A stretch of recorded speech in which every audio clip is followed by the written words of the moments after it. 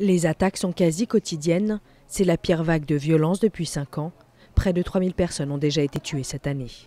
Cause essentielle, le mécontentement de la minorité sunnite et le conflit en Syrie. Ces violences sont au cœur des préoccupations des électeurs, mais elles ne sont pas les seules. S'ajoutent chômage, corruption, problèmes d'électricité ou d'eau courante. Nous voulons du changement. Nous irons voter quelles que soient les conditions. Nous devons aller voter parce qu'on veut de nouvelles personnes qui travaillent pour le pays.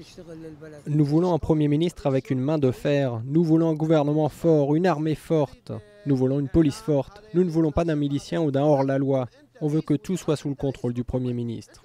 Les différentes formations politiques jouent en fait plus sur leur appartenance communautaire que sur leur programme. Malgré un bilan mitigé, la liste du Premier ministre Nouri el-Maliki par favori. Chiite, comme la plupart des Irakiens, elle s'oppose aux partis de même confession liés à Moqtada Sadr.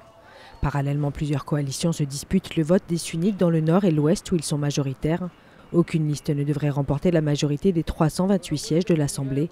Comme précédemment, de longues négociations seront sûrement nécessaires pour la formation du gouvernement.